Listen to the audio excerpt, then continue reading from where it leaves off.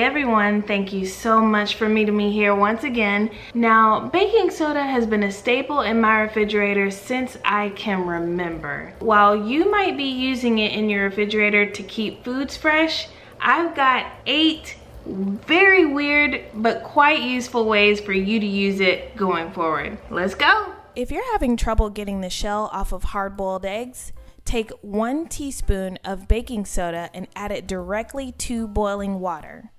Of course, once the eggs are done, run them under cold water and wait just a few minutes for them to cool down. Once cooled, they should be perfectly easy to peel. One thing I love doing, especially when I take a break from working, is twirling around in my chair. The unfortunate thing, however, is that the wall has seen way too many marks on it from my jeans. That's okay. We've got a hack for you. Take a clean sponge and you're going to make a baking soda paste. Just like that. All you'll need is 2 tablespoons of baking soda and 1 teaspoon of water, and you're going to form that paste and cover the mark completely with the paste.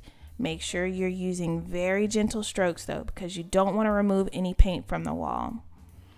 Once you've got everything completely covered, as I'm doing here, you'll follow that up with a damp cloth.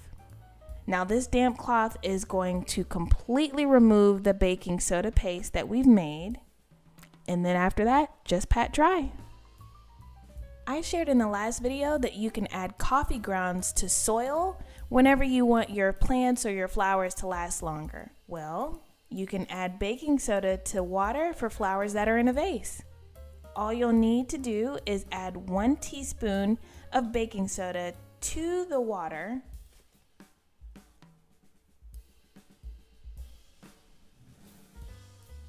And make sure you don't make a mess like I do, and stir it so that it can be evenly distributed throughout the vase. When you're on the last leg of being sick, and you have those last few sneezes and coughs, one of the worst things that we can do is put our toothbrush back in our mouths. Yeah, girl. Let's make sure we sanitize that toothbrush. What we're gonna do is take 1 cup of water, 2 tablespoons of baking soda, and 2 tablespoons of vinegar. We're going to stir it around really well so that we can sanitize that toothbrush and we don't reinfect ourselves with those nasty germs from being sick. After that, make sure you keep your toothbrush in the mixture for 30 minutes. Speaking of disinfecting our toothbrush, say you're in the bathroom and you're doing your hair and you notice a few crusties in your comb. Not only that, you smell a bit of a stench. That's okay. We'll move on to brushing. But as you're brushing your hair, you notice there's a few lint balls and some scraggly hairs in it, but that's okay. Still gotta brush our hair anyway. We got things to do. Ideally, we want to go ahead and disinfect our combs and brushes as well. Make sure first, though, before you start to disinfect, you get all of that hair out of your brush and your comb.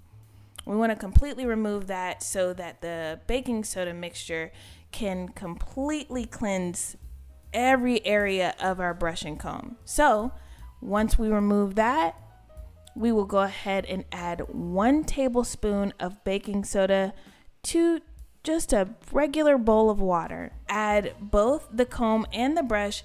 I like to put my brush completely face down so it can immerse completely in the water and let it soak for 1 full hour. After it's soaked for an hour, completely rinse with water and you're good to go. Gone are the days where we use just water to clean our fruits and vegetables.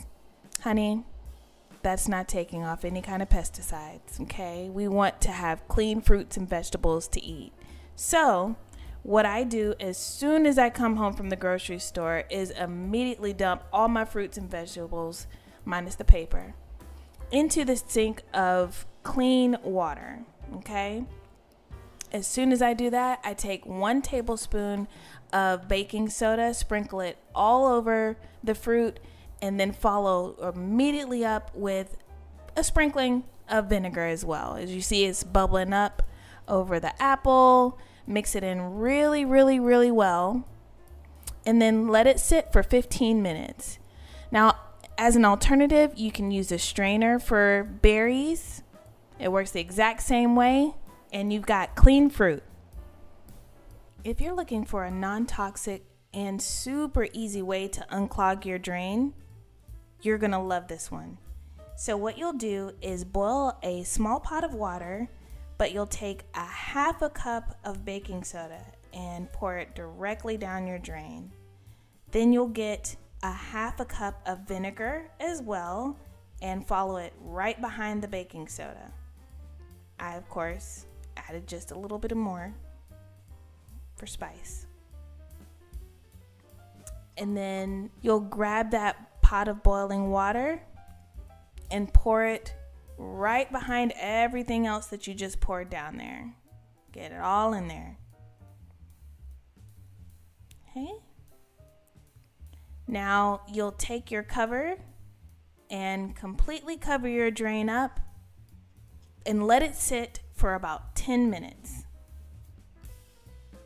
Once you're done letting it sit, then you'll rinse the drain with hot water, and now you've got a clog-free drain. I'm not the biggest fan of taking out the trash, but we gotta do what we gotta do, right? So the next time you actually have to replace your kitchen trash bag in your trash can, put some baking soda in there.